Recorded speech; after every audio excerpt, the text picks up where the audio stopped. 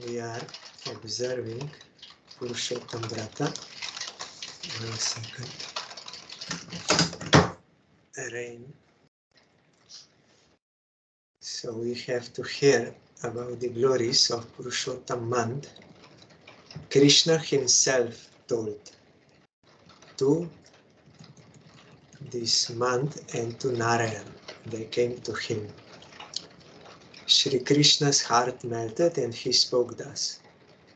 Aham eter yata loke pratitah Purushottama tathayam api lokeshu pratitah Purushottama.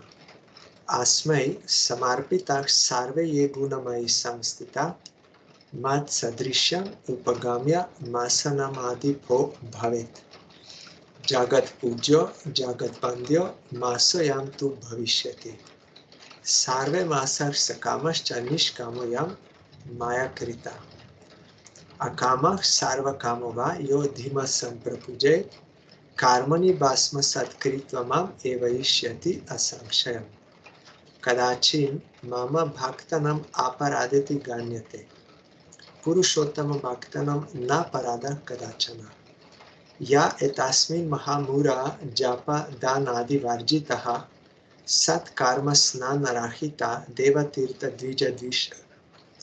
Jayante durbhagadushtak parabhagyo pajivan jivana na kadachit sukham tesham swapnepi shasha shringavat. Yena ham archito bhaktyamasyasmin purushottama dhana putra sukham bhunkta paschad golokavasa bhak. He Ramapati, that is Narayan. Just as I am celebrated in this world by the name Purushottam, similarly, this Adimas too will be renowned in the world by the name Purushottam. Now I offer all my qualities to this month, becoming like me. From today onwards, this Adimas is the monarch of all the other months, and is the most worshipable and most adored in the world. All other months are Sakama, that is, they will grant worldly desires. This month, however, is Nishkama. Those who worship this month, either without any desires or with all types of desires, will have all their karmas burned. Then they will achieve me. My bhaktas sometimes commit offenses, but in this Purushottam month they will be protected from committing any offense. In this Adimas, those greatly foolish persons who neglect to perform auspicious activities such as japa, giving in charity, visiting and bathing at the holy places, and who are envious of the Brahmanas are deemed wicked, unfortunate, and living at the cost of others. Thus, they will not attain a sense of happiness even in their dreams. Conversely, those who are filled with bhakti will take advantage of this Purushottam month to perform archan to me. After enjoying worldly happiness such as wealth, sons, and so on, they will eventually attain residence in Goloka. There is also one I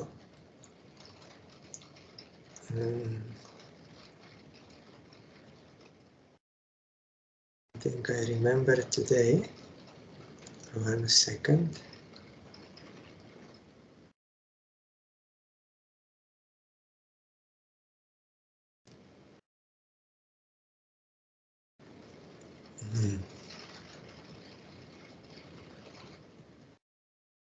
About guests. Yes, giving up miserliness, one should give in charity to Brahmanas. Every day he should. Yes.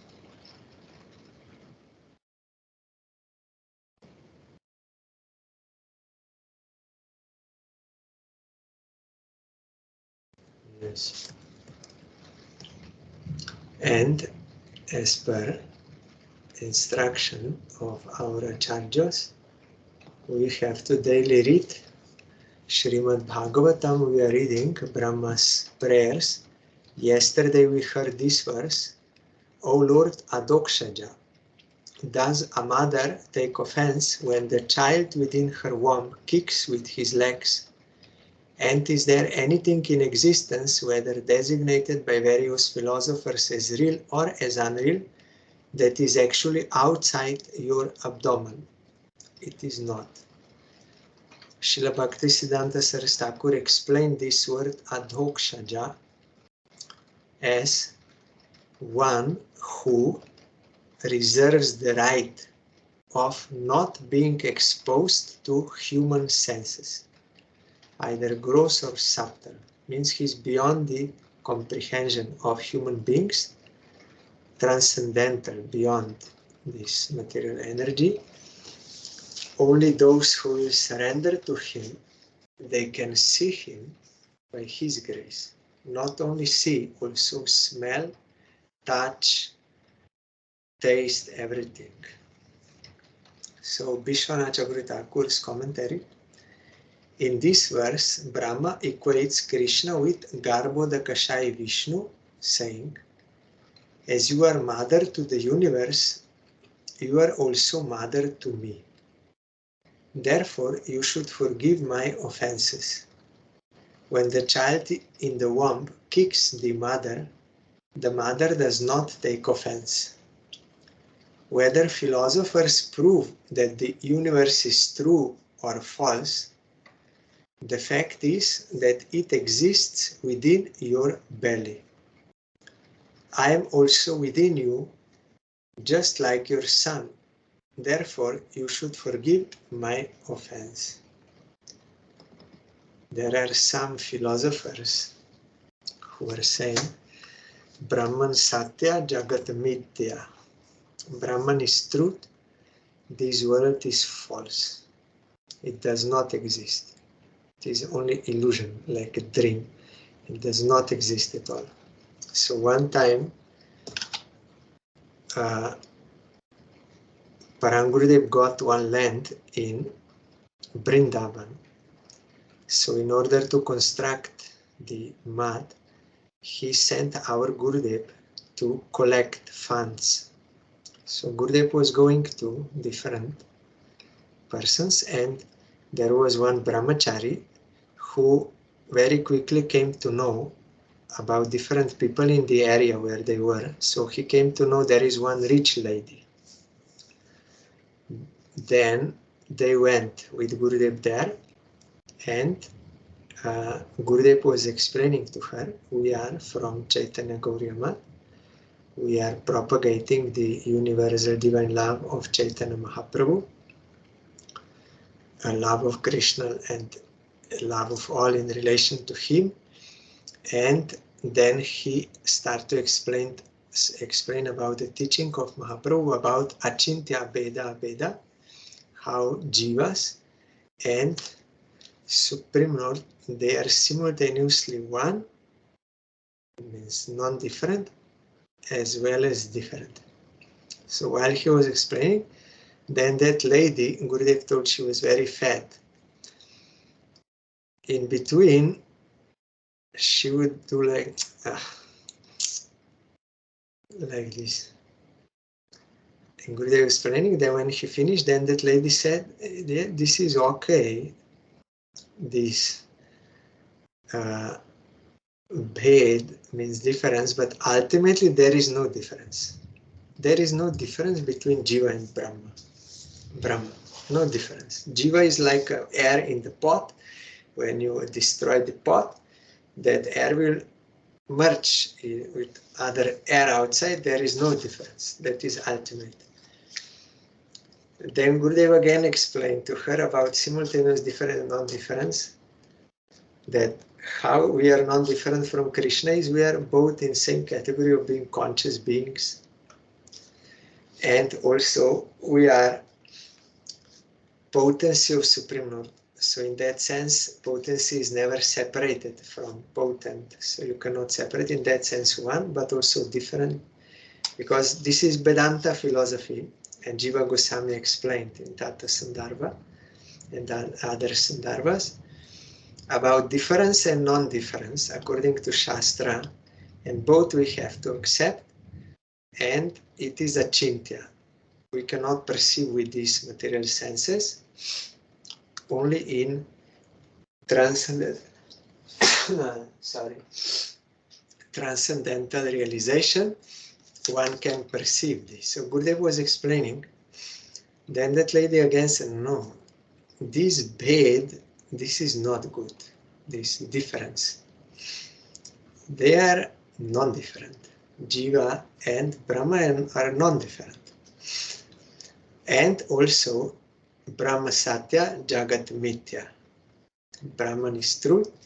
This whole world is false. It does not exist. It is illusion. Then Gurudev understood that she is not in a position, in qualification to understand the actual teaching of the Veda and of Chaitanya Mahaprabhu. So he just told her, you are saying Brahman is truth and this world is false.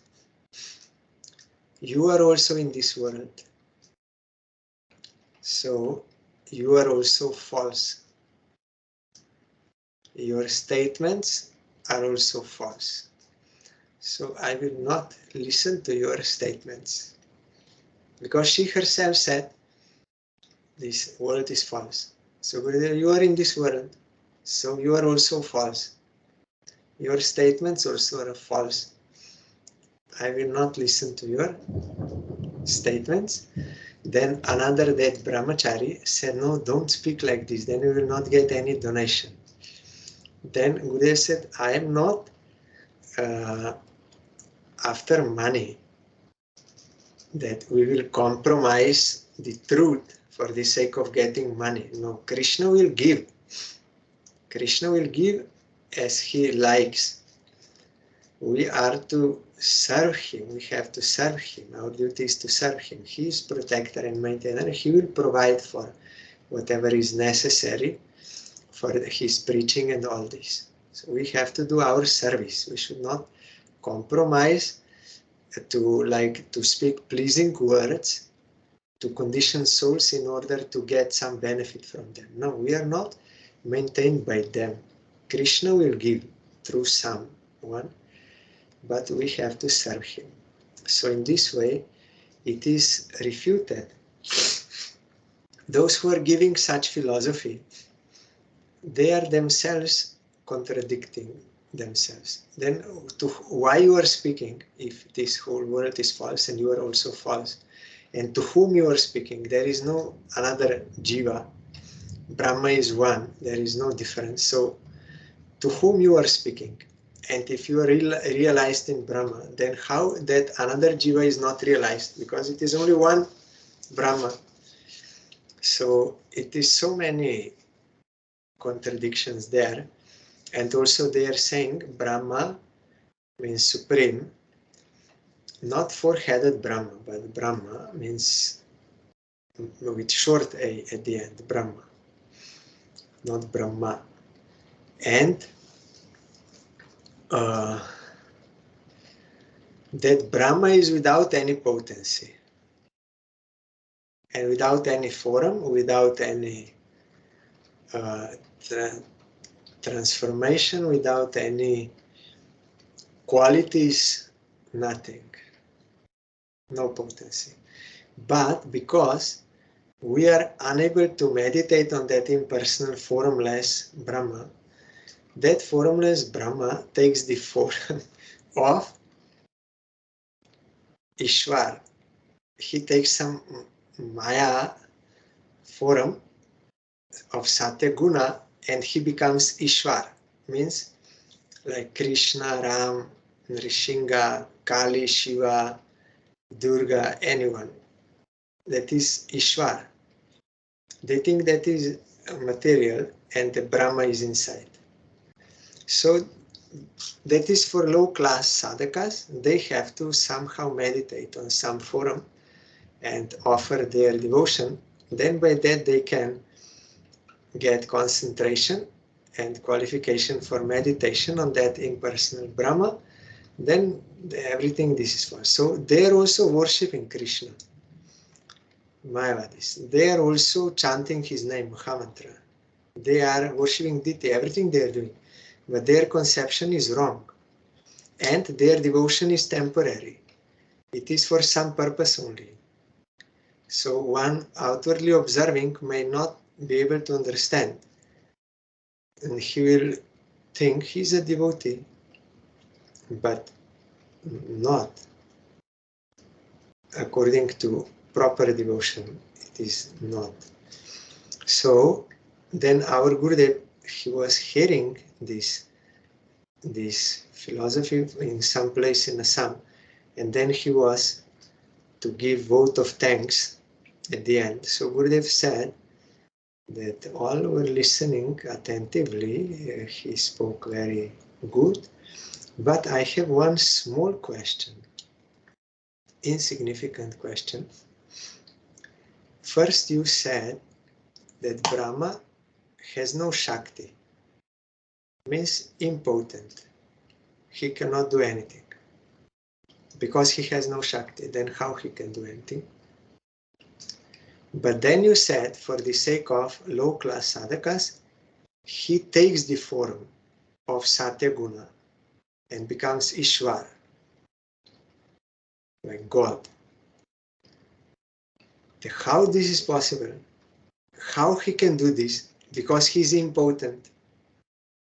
If he is impotent or any potency, how he can do this? He cannot do anything. But you say he does this. It is irrational talk. It is not according to Vedic Shastra. Brahma has Shakti. Vivideva Shakti Shruyate Jnana Valakriya Upanishad clearly. But they misinterpret Mayavadis. And their understanding of Ishwar or God is also totally wrong. When God appears in this world, he does not take any Mayic form. He comes in his transcendental form, that is unlimited. But by his grace it is visible to all. Not all can recognize that he is God, but he comes in his own transcendental form. And it is unlimited, like Jashoda wanted to bind Krishna but could not. Although Krishna looked very small, but in that form he is also unlimited. It's not material thing. The whole universe was in his belly. She saw when looking into his eyes. Here Brahma is saying, everything is in your abdomen. I am also within you. So you are like mother. I am like child in your womb. So you please don't take any offense. Please forgive me. So that Mayavad is fully wrong. But those who have no Sukriti, they can be cheated by that Mayavad interpretation of the Vedas. It is wrong. And Ishwar is not temporary or material. And devotion to him is also not temporary. It is eternal. Krishna is eternal. Tad Vishnu Paramang Padam Sada Pashanti Surya Diva Chakshuratata. Rig Veda. And you will find so many statements in Upanishad about the eternal form of Supreme Lord. Especially in Gopal Tapani Upanishad is very clearly there. Satchidananda Vigraha. In Gopal Tapani Upanishad, Gopal, that Krishna. So that is misinterpretation. So here Brahma is telling, they may say universe is false or real, but I know everything is within you. That I know by your grace, so you please forgive me. I am also within you.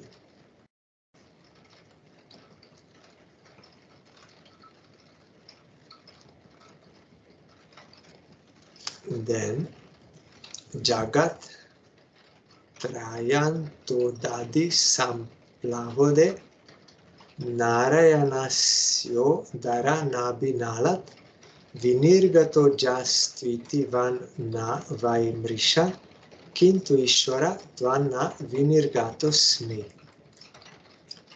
My dear Lord, it is said that when the three planetary systems are merged into the water at the time of dissolution, your plenary portion Narayan lies down on the water.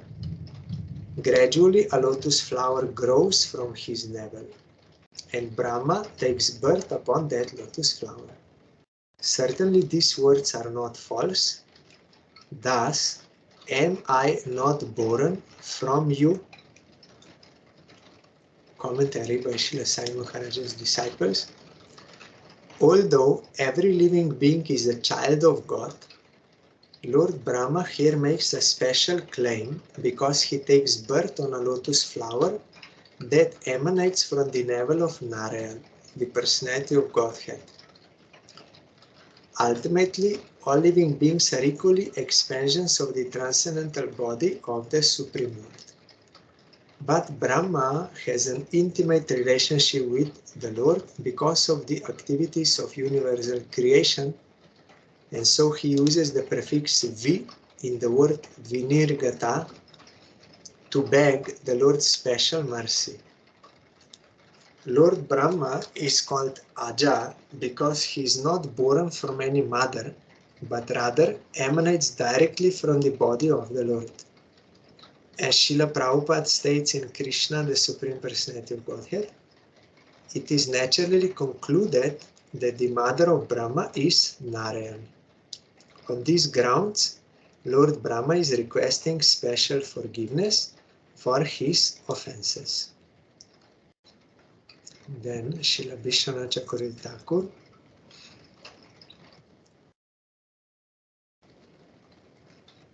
Sorry, in the previous verse, I did not read till the end, the commentary.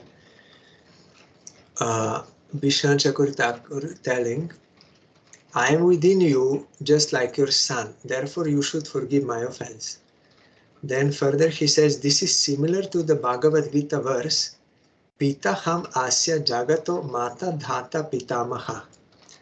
I am, Krishna says in Gita, I am the father, mother, grandfather and support of this universe. Then to this verse, Vishwanath Chakravarti Thakur. The sun also comes out of the womb eventually. This is explained in this verse. Brahma said, it is stated that at the time of dissolution, the three planetary systems are merged into the water. Gradually, a lotus flower grows from the navel of Garbhodakashaya Vishnu, and Brahma appears upon that lotus flower. Others may or may not come from you, but certainly I am born from you.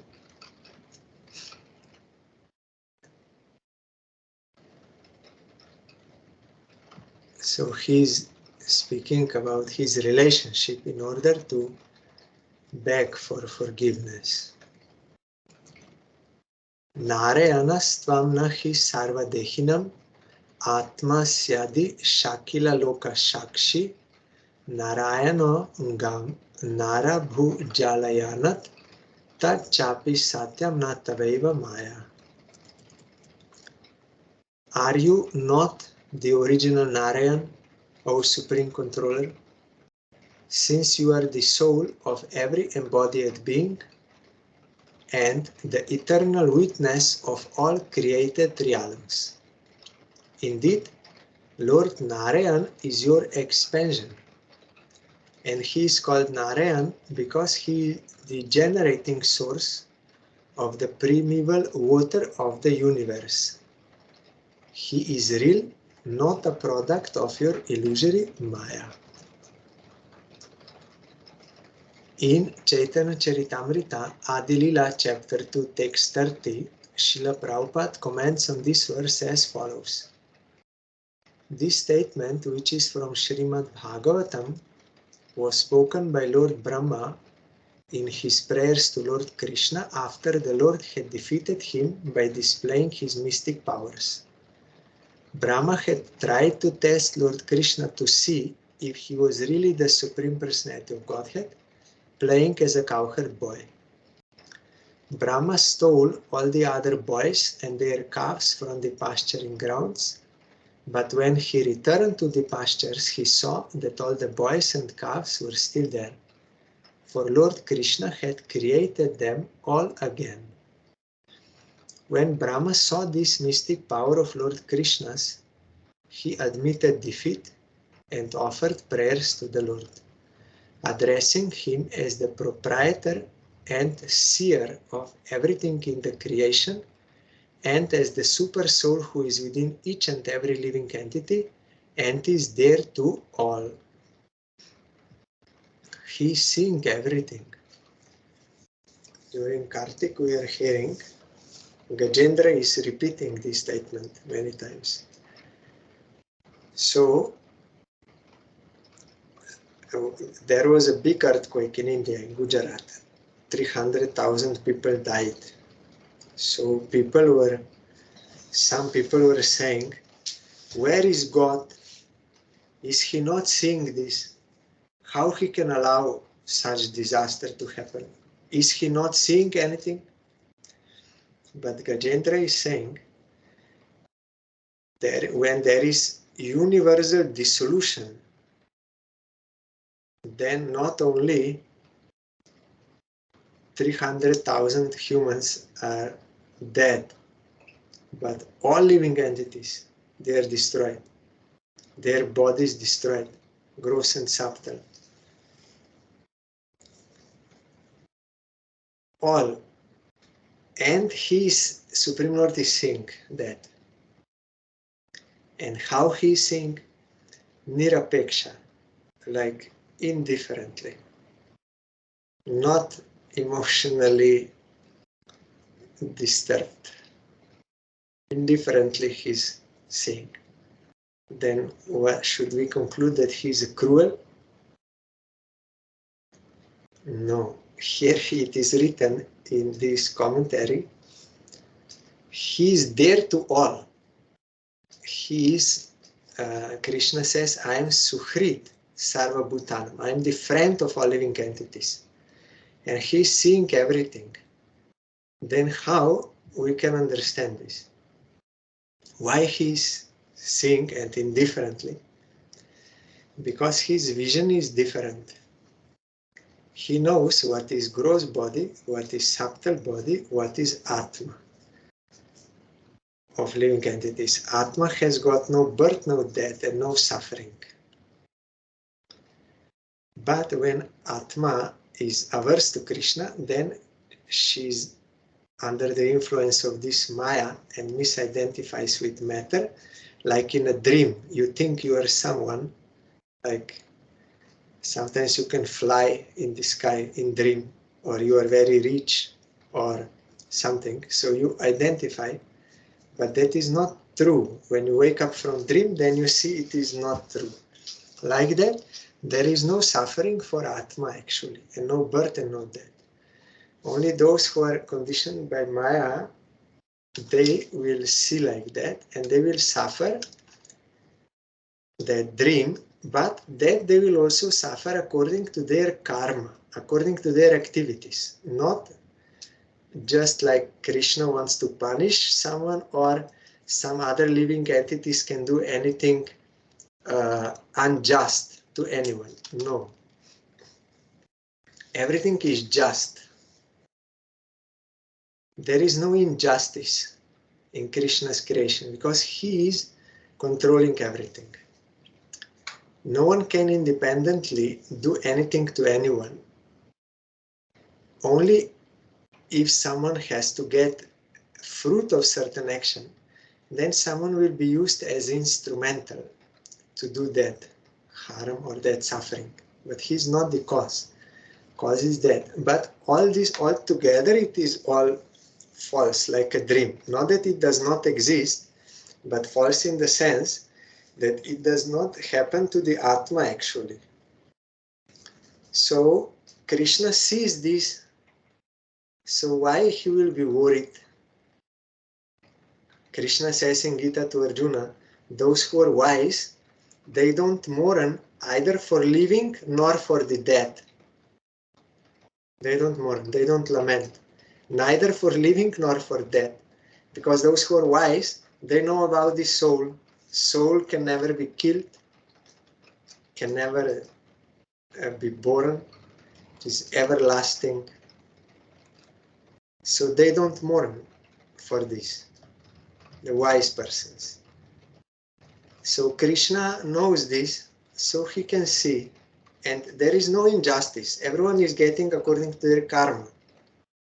Suffering, enjoyment, all this temporary. All. And Krishna knows they are averse to me. They don't want to come to me for my service. So they're in Maya. What I can do? It is their choice. They wanted, so I had to fulfill them. But if they will surrender to me, then immediately I will remove this Maya, and then there is no more unhappiness, no more suffering, all this. So that is why, but they are not, so what I can do? I can just watch indifferently.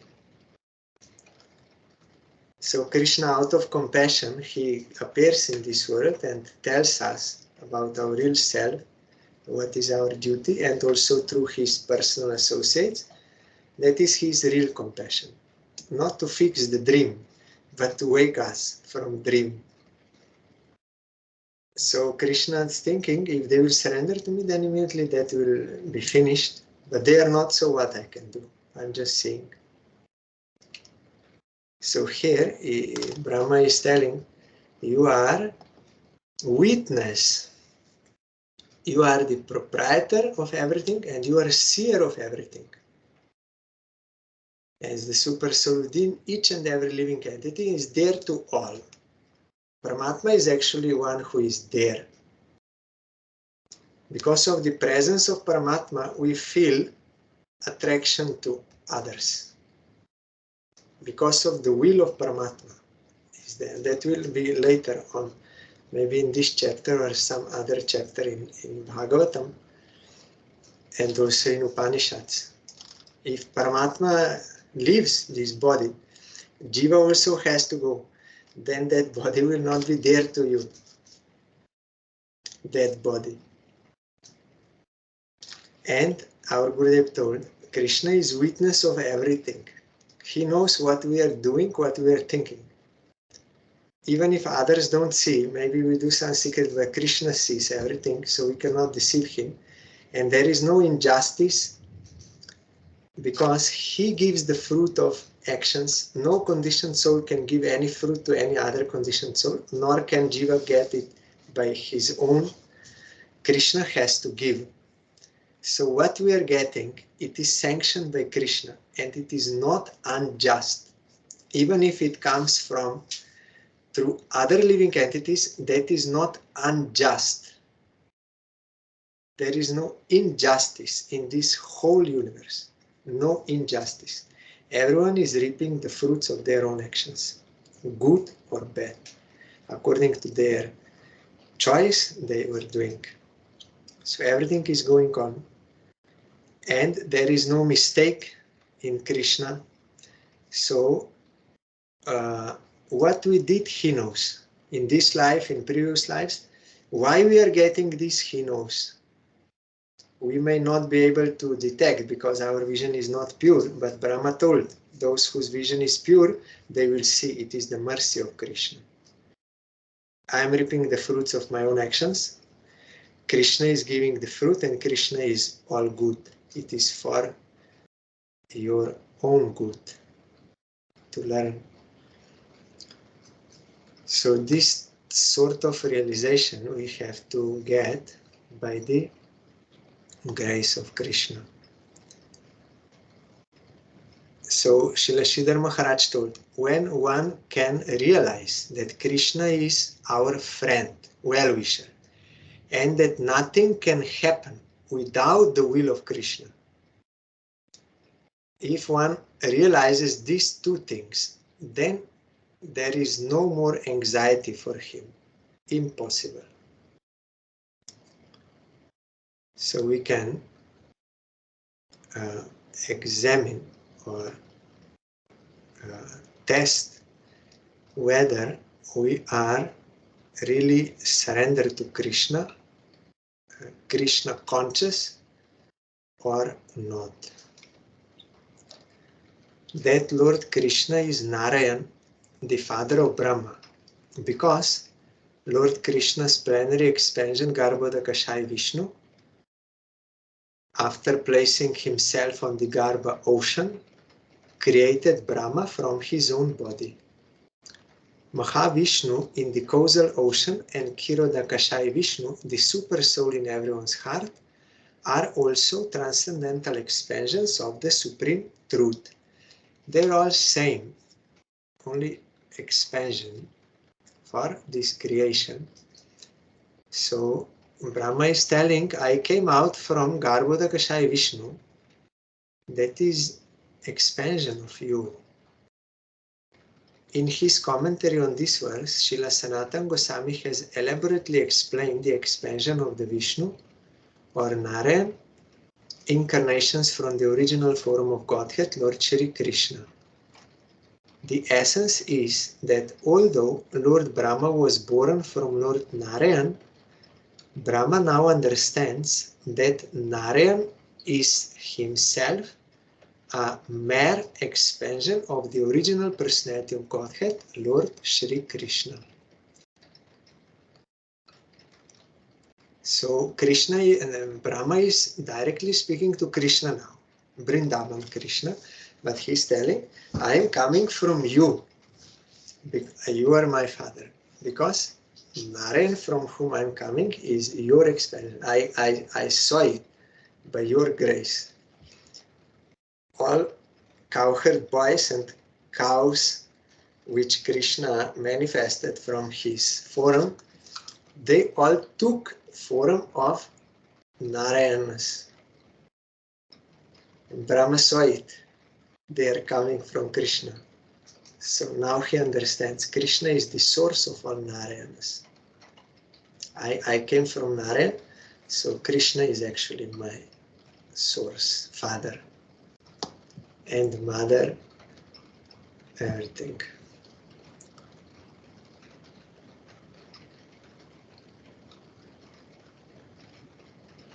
Vishwanath Chakravarti Thakur.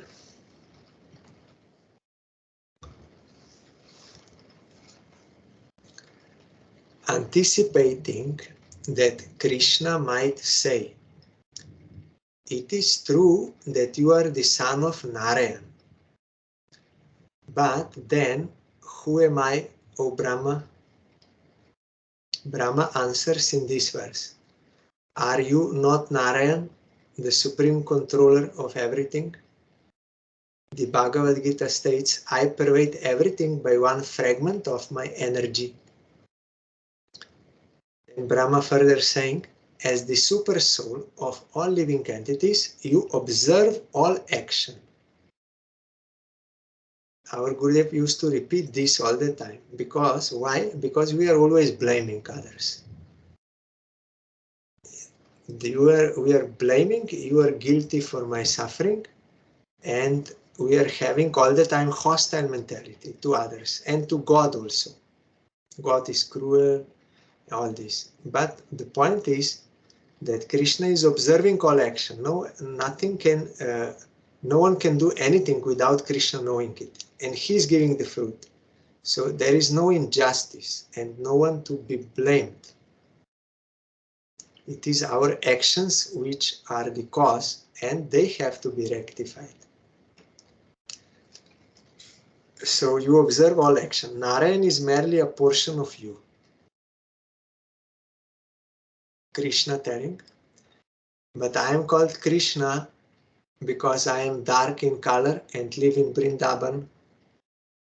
Vishnu is called Narayan because he lies in the water, Nara. How can I be Narayan? Brahma says. The word Nara means water, but it also means living entity, and Ayan means shelter. The Lord who dwells in the water is one of your expansions. Therefore, I have appeared from your womb. Just as the Vasudeva form and your youthful form as Krishna are spiritual, not material, so this form of Narayan is also spiritual, existing at all times and places in the state of Shuddha Sattva, that is pure goodness, beyond the touch of matter. Your forms, such as Matsya, are also of the same category. So here, Brahma realizes that these are eternal forms of Supreme Lord. They are not Mayic. They are beyond this world. They are worshipable. They are all beautiful. And Bhagavan means, Jiva Goswami said, Bhajaniya Guna Vishishta. Bhagavan is he who has such qualities that whoever will come in touch with him cannot but worship him. Such are his qualities. You cannot but worship him. Such qualities he has. That is Bhagavan. So here Brahma is realizing this. All these are eternal forms. And our relation with him is also eternal.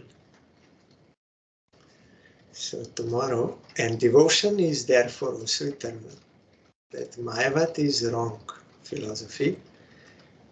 It is temporary, some imagination, imaginary explanation of Shastra, not actual.